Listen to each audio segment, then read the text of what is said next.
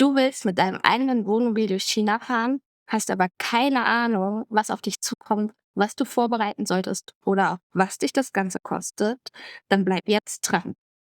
Hi, wir sind Andi und Myri und mit unserem selbst ausgebauten Wohnmobil Jenny dokumentieren wir hier unsere Reise nach Asien.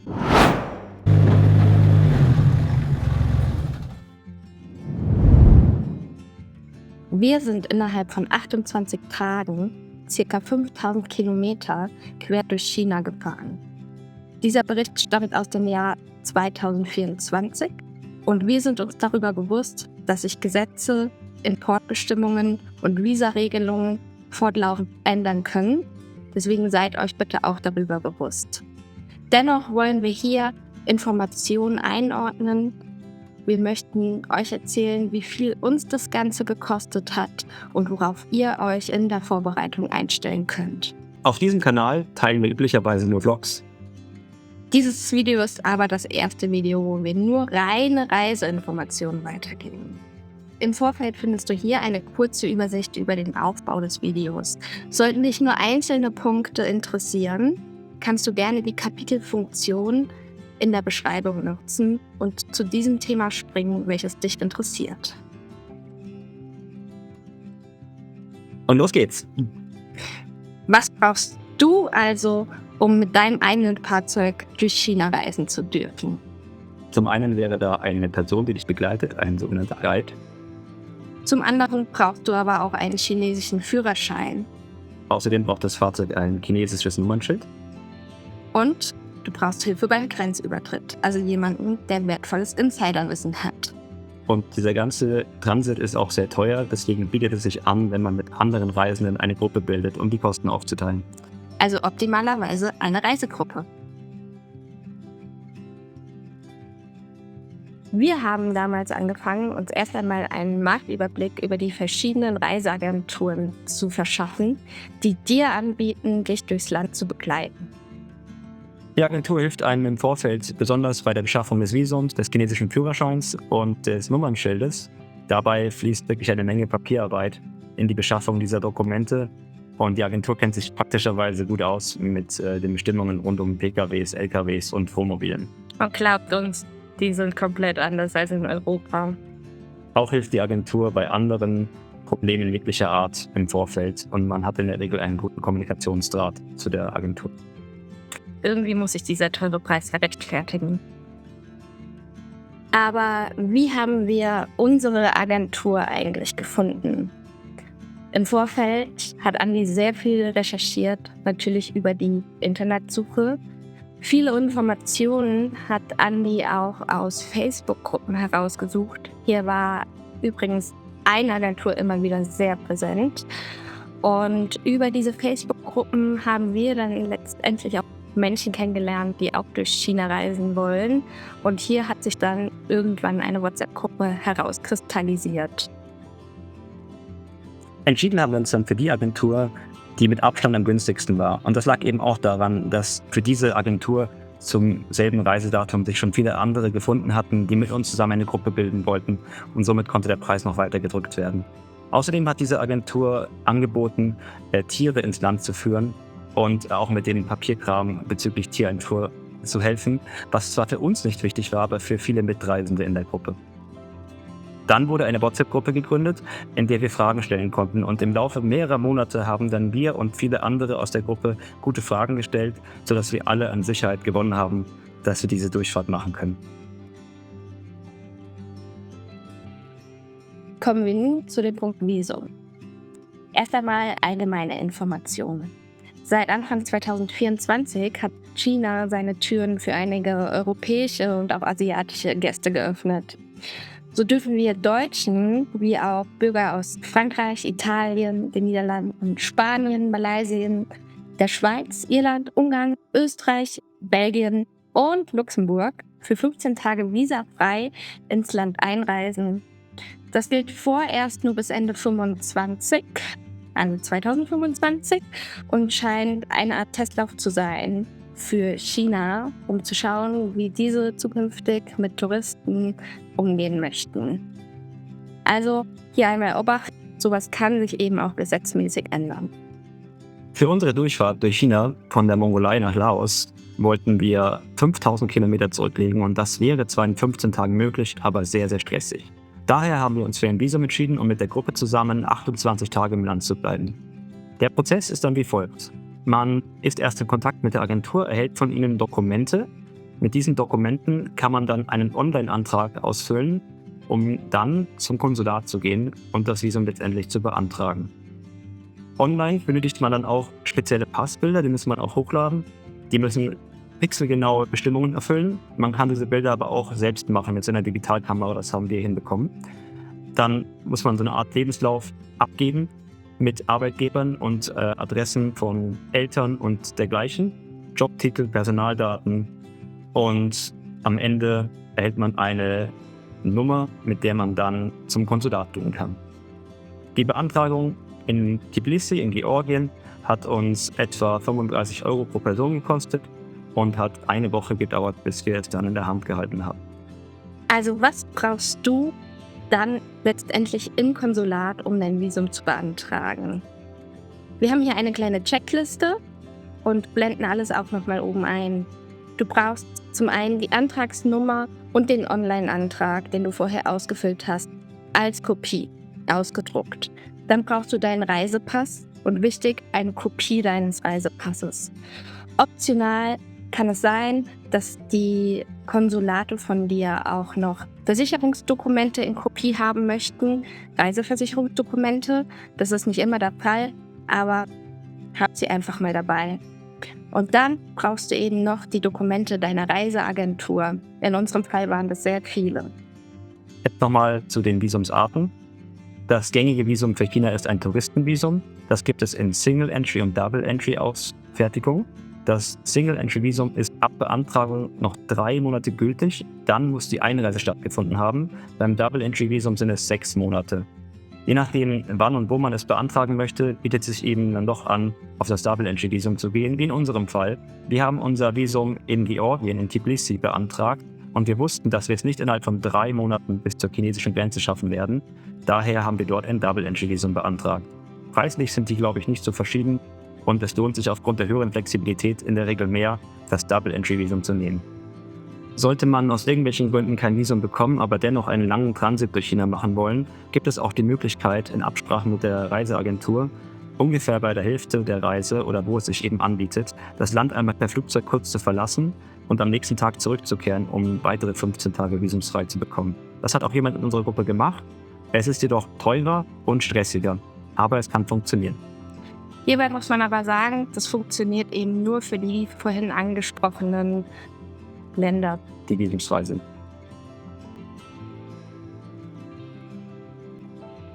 So, wenn man nun selbst das Visum hat oder eben bewusst keins möchte, dann stellt sich die Frage, ob das Fahrzeug jetzt auch noch ein Visum braucht. Und die Antwort ist Jein. Man muss der Agentur einige Informationen zukommen lassen und kommt daher in Fragebogen über das Fahrzeug. Die wichtigsten Informationen sind die Fahrgestellnummer, die auf dem deutschen Fahrzeugschein auch üblicherweise zu finden ist. Exotischer jedoch ist die Motorblocknummer. Man sollte in der Lage sein, diese auf seinem eigenen Motor auf dem Metall eingestanzt zu finden und dann auch beim Grenzebegang später zu zeigen. Wir waren sehr lange nicht in der Lage, diese zu verstehen. Dann müssen noch ein paar weitere Sachen ausgefüllt werden und meine Lieblingsaussage, die man machen muss, ist, die Marke des Autoradios spielt wohl eine große Rolle. Ist schon wichtig. Natürlich. Andi, was ist sonst noch wichtig? Man sollte wissen, dass in China LKWs erst ab einer Länge von 6 Metern beginnen. Alles darunter ist kein LKW. Das bedeutet auch, dass man eventuell keinen LKW-Führerschein für sein Auto hat, wenn es sehr kurz ist, aber trotzdem über 300 Tonnen wiegt. Es gibt jedoch ein Problem, und zwar, wenn das eigene Fahrzeug länger als 6 Meter ist, aber in Europa keinen LKW-Führerschein benötigt, weil es weniger als 300 Tonnen wiegt, dann muss es unbedingt als Wohnmobil eingetragen werden, sonst könnte es eventuell Schwierigkeiten an der Grenze geben. Außerdem ist es so, dass Fahrzeuge, die über 6 Meter lang sind, vermutlich am 2. Tag der Reise, bevor man richtig abfahren kann von der Grenze, noch zu einer Inspektion geführt werden müssen. Das war bei uns für die Hälfte der Fahrzeuge notwendig und es gab allerdings keine Probleme für kein Fahrzeug. Solltest du daran Interesse haben, deinen Hund, deine Katze oder dein Kind mit ins Land zu nehmen, müssen wir dir an dieser Stelle leider sagen, dass wir absolut keine Ahnung haben, wie das geht. Wir kennen aber Leute, die davon Ahnung haben und blenden euch oben mal ein paar Instagram-Kanäle ein. Die waren mit uns dabei. Genau. Globus Sandy, 5 on 6 Wheels und Off the Main Road sind hier zu nennen. Und wenn du schon dabei bist, soziale Medienliebe zu verstreuen, dann folge uns doch auch und lass hier auch ein Like bei dem Video. PS, wir wissen, es ist ein bisschen komplizierter, das Thema mit reinzukriegen, aber es geht. Kommen wir nun zu dem wirklich spannenden Punkt Kosten. Erstmal möchte ich hier festhalten, alle Kosten, die wir aufzählen, beziehen sich auf 2 Personen. Wir haben das Ganze in Fixkosten und variable Kosten aufgeteilt, werden das am Ende aber auch nochmal für euch zusammenrechnen. Und natürlich geben wir anders Geld aus als andere Menschen. Es wird immer möglich sein, weniger Geld auszugeben, aber auch möglich sein, mehr Geld auszugeben. Ja. Gut, wir starten mit den Fixkosten, also den Kosten, an denen man nicht vorbeikommt. Für die Reiseagentur haben wir 1.900 € bezahlt. Die Kosten wären geringer, wenn der Transit kürzer wäre. Die Kosten wären aber auch höher, wenn die Gruppe kleiner wäre. Die überwiegenden Kosten fallen für das Fahrzeug an. Für den Beifahrer gibt es nur eine kleine Extragebühr. Für unsere beiden Visas haben wir insgesamt 70 € bezahlt. Die Treibstoffkosten sind ebenfalls Fixkosten für uns, weil man sein Fahrzeug ja schließlich fortbewegen muss. Unser Auto hat einen Spritverbrauch von 12 bis 13 Litern auf der Autobahn und es sind 5000 Kilometer gewesen. Bei einem Kostenpunkt von etwa 95 Cent pro Liter macht das etwa 567 € für den Sprit. Wir haben außerdem unsere Tanks am Ende des Landes, bevor wir nach Laos eingereist sind, noch einmal vollgetankt, da die Dieselqualität in Laos nicht so gut sein sollte. Da wir ja auch was essen und trinken mussten, haben wir als weiteren Fixkostenpunkt unsere Verpflegung, das heißt unsere Einkäufe von Lebensmitteln, Wasser und so weiter. Hier haben wir ca. 238 € ausgegeben. Wichtig hierbei ist, Wasser muss man dort kaufen. Wir haben keine gute Trinkwasserquelle gefunden, um unseren Tank aufzufüllen, anders als bei allen anderen Ländern vorher. Für Parkgebühren und Campingplätze haben wir auch noch 122 € bezahlt. Fast jede Nacht muss man auf seinem Parkplatz irgendwie bezahlen. Macht einen Gesamtfixkostenposten von 2.897 €. Kommen wir nun zu den variablen Kosten, also den Kosten, die du selber steuern kannst und die wir selber gesteuert haben. Man wird nicht gezwungen dazu, aber es empfiehlt sich, die Autobahn zu nehmen, da die Fahrzeit ohnehin schon ziemlich lang ist. Und wenn man sie weiter ausweitet, ist man wirklich den ganzen Tag am Fahren. Für Maut haben wir 296 € bezahlt und sind überwiegend Autobahn gefahren. Größere, schwere Fahrzeuge müssen natürlich mehr bezahlen. Außerdem haben wir Geld in unser eigenes Internet investiert. Wir haben zwar von der Agentur eine Internetkarte, also eine SIM-Karte zur Verfügung gestellt bekommen, das war aber eine sehr kleine Karte. Wir haben uns zusätzlich ein VPN zugelegt, damit wir unser Internet eben auch nutzen können, wie wir es gerne nutzen möchten und haben dafür insgesamt 40 € investiert. Für Eintritte zu Touristenattraktionen haben wir 99 € bezahlt. Da wäre auch noch viel mehr möglich gewesen. Wir haben etliche Attraktivitäten ausgelassen. An diesem Punkt möchte ich sagen, wenn du über 60 bist, fällt bei keiner Touristenattraktion für dich ein Eintrittspreis an. Außerdem sind wir Foodies, wir lieben Essen. Das Essen in China ist wirklich phänomenal und deswegen waren wir viel essen. Insgesamt haben wir hier 268 € ausgegeben. Ein Restaurantbesuch ist dabei auch günstiger als in Deutschland und kostet zwischen 4 und 10 € pro Person. Zur Fortbewegung haben wir auch ein wenig Geld investiert. Das heißt für öffentliche Verkehrsmittel oder auch Taxen, die viel, viel, viel günstiger sind als in Europa. Und insgesamt haben wir hier 32 € ausgegeben. Einmal haben wir Wäsche gewaschen. Die Agentur hat uns mit einem Hotel einen Deal ermöglicht, sodass wir für 4 € mehrere Kilogramm Wäsche waschen könnten. Es waren genau 3 Maschinen. Außerdem mussten wir ja auch irgendwie bezahlen. Das heißt, wir mussten irgendwo Geld herkriegen. Dazu sagen wir gleich noch mehr. Aber wir haben für Wechselgebühren bei der Bank ungefähr 41 € ausgegeben. Auch beim Bezahlen mit Alipay werden Gebühren abgezogen, die waren nur schon mit dabei.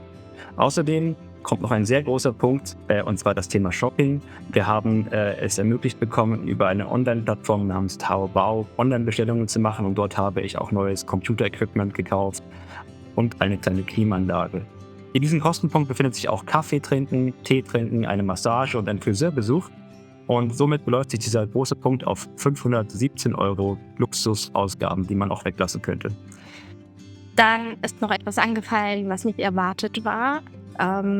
Und was nicht passieren muss. Wir mussten das Auto kurz reparieren lassen. Das war aber sehr günstig. Hier haben wir insgesamt 26 € ausgegeben. Der Kühlmittelschlauch wurde erneuert und neues Kühlmittel eingefüllt.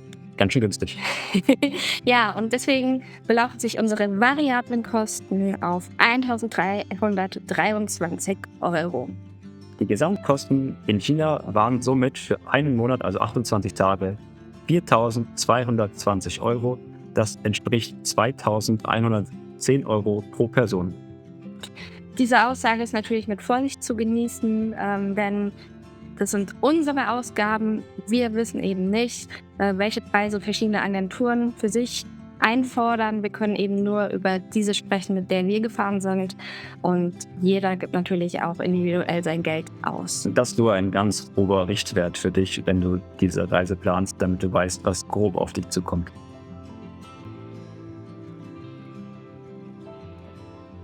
Wie kann so eine Reise mit dem eigenen Auto durch China dann letztlich aussehen?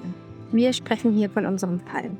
Im Vorfeld waren einige Daten und Fakten bekannt. Wir wussten zum Beispiel, wo wir hinfahren, wo wir übernachten werden, wie viel wir fahren werden und wie viel ungefähr so eine Maut oder auch ein Liter Diesel kostet.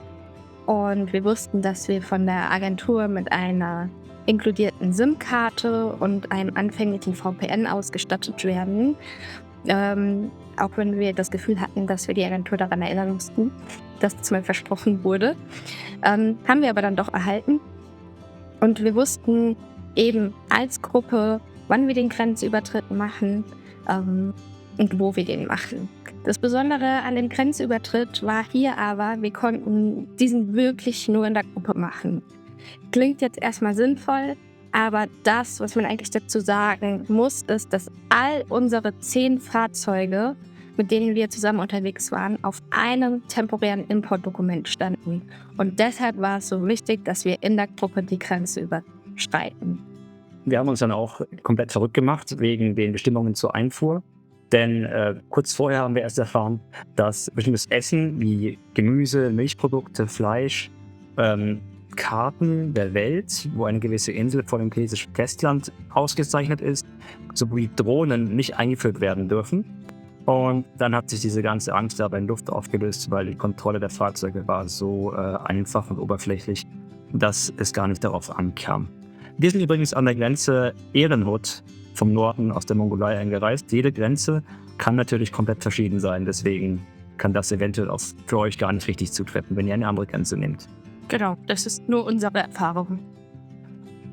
Die Agentur stellt dann eben einen Guide zur Verfügung, der holt einen an der Grenze ab und hilft uns schon beim Einreisen ins Land. Dieser Guide ist eigentlich mehr für die Bewegung durchs Land zuständig und nicht als Reiseleiter bei Touristenattraktionen zu verstehen, kümmert sich aber dafür fast rund um die Uhr um die Anliegen, die man so hat. Wir hatten eine sehr, sehr nette weibliche Reiseleiterin dabei, die wirklich sehr ambitioniert war und uns bei jedem Problem geholfen hat. Eine Mautgebühr fällt auf der Autobahn fast jeden Tag an, wenn man sich schnell fortbewegen möchte. Man kann aber auf die Nebenstraßen ausweichen, dann dauert die tägliche Fahrt oder fast tägliche Fahrt halt leider sehr viel länger. Stellplätze wurden von der Agentur immer so gewählt, dass sie in der Nähe der Attraktionen sind, also in städtischen Gebieten, und daher kostet dort die Parkgebühr pro Nacht zwischen 5 und 8 €, was sich natürlich auch summiert. Das Thema Geld abheben ist sehr wichtig, gerade am Anfang, wenn man ins Land kommt. Wir haben gleich die Bank of China aufgesucht. Die hatte allerdings alte ATMs und so wurde eine Kreditkarte von einer Mitreisenden eingezogen und nicht mehr ausgespuckt. Das Problem konnte behoben werden und dann konnte eine Bank um die Ecke dann Gott sei Dank auch mit unseren Kreditkarten Geld abheben. Also in der Regel sollte man schauen, dass man am Anfang viel Geld abhebt, damit man eine Menge Bargeld dabei hat. Alternativ gibt es auch Alipay und WeChat zum Bezahlen. Das sind Apps, die sehr weit verbreitet sind und sehr einfach funktionieren. Die funktioniert im Regelfall sehr gut, nur in Ausnahmefällen gibt es da auch manchmal Probleme, deswegen schadet es nicht, Bargeld dabei zu haben. Hier noch ein paar Infos zu Preisniveaus in China. Zum Thema Restaurants oder Essen gehen können wir euch sagen, dass wir zwischen 4 und 10 Euro pro Person pro Mahlzeit gezahlt haben. Zum Thema Lebensmittel einkaufen, also generell einkaufen, ist die Vielfalt der Lebensmittel sehr, sehr hoch, die man dort kriegen kann, und das zu sehr günstigen Preisen. Die einzige Ausnahme hier besteht dabei, weil man westliche Produkte wie Kaffee oder Brot kaufen möchte. Oder Käse. Hier zahlt man eben dasselbe wie in Europa. Zur Treibstoffqualität können wir sagen, bezüglich Diesel, was wir ja eben für unser Auto brauchen, kostet 1 Liter im Schnitt zwischen 90 Cent und 1 Euro. Die Preise können schwanken, es kommt stark auf die Region an, in der wir unterwegs sind. Wir haben in den Regionen, in denen wir waren, aber nie mehr bezahlt. Außerdem ist das Thema Trinkwasser eins, das wir gerne ansprechen möchten, denn die Wasserqualität, die man ins Auto tanken kann, ist meistens nicht sehr hoch. Wir haben ein sehr starkes Filtersystem in unserem Auto verbaut und trotzdem hat unser Filtersystem es leider nicht geschafft, das Wasser so zu filtern, dass wir es trinken können. Somit haben wir erstmals auf unserer Reise Trinkwasser kaufen müssen. Außerdem wollte ich hier noch ein paar Worte zu Eintritt für Sightseeings bzw. für das kulturelle Erbe von China loswerden. Hier zahlt man in der Regel etwas zwischen 5 bis 10 Euro pro Person. Bei größeren Sightseeings, wie zum Beispiel der Terrakotta-Armee, kann das aber auch mal 20, 30 oder 40 Euro pro Person sein. Eine Besonderheit gibt es hier und die finde ich ziemlich schön. Sollte man über 60 Jahre sein, bekommt man den Eintritt geschenkt. Das heißt, du musst da nichts zahlen. Wie war es jetzt letztendlich, in einer Gruppe durch China zu reisen, beziehungsweise wie war der Reisemodus? Ich starte erstmal mit einer Beschreibung, wie wir uns das im Vorfeld vorgestellt haben. Und keiner von uns wusste es wirklich, ob es so ist oder nicht. Wir dachten, wir müssen in einem großen Konvoi fahren, wir müssen immer zusammenbleiben. Und es war uns auch irgendwie unklar, ob wir nachts in ein Hotel müssen oder ob wir doch in unseren Fahrzeugen schlafen dürfen. Wie war es aber jetzt eigentlich wirklich? Es war viel flexibler als gedacht. Wir konnten unsere Reiseroute zum Teil auch selbst wählen und in Absprache mit dem Guide, und wenn man erreichbar war, konnte man auf manche Attraktivitäten am Stück auslassen und einen schnelleren Direktweg fahren. Hotelübernachtungen waren dennoch möglich, vor allem für Mitreisende in Geländewegen, die auch ein bisschen mehr Privatsphäre haben wollten, zumal wir immer auf den Stadtparkplätzen übernachtet haben. Der Verkehr war insgesamt ziemlich gut. Die Straßen sind größtenteils frei, nur manchmal etwas verstopfter in den größeren Städten, aber auch eher selten. Was die Maut angeht, muss man eben dann auf der Autobahn doch mal zur Kasse gehen.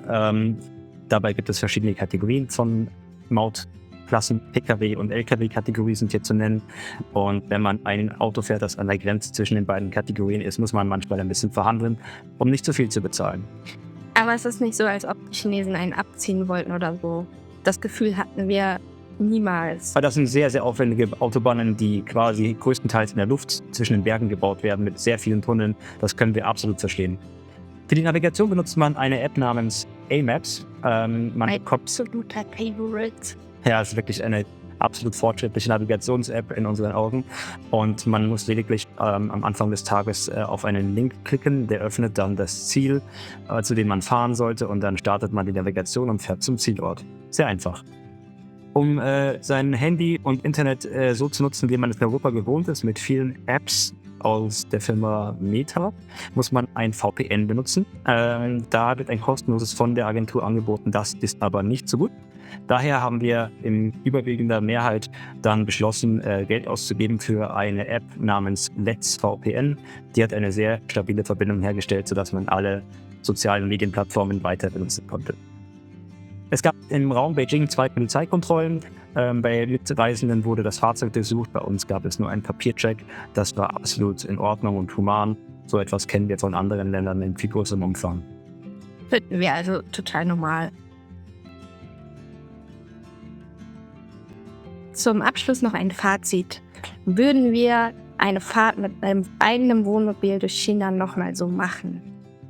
Ich kann sagen, in dieser Form nicht, denn die Gruppe war mir zu groß. Bitte nicht falsch verstehen, die Gruppe war absolut genial und jede einzelne Person, die dabei war, war wundervoll.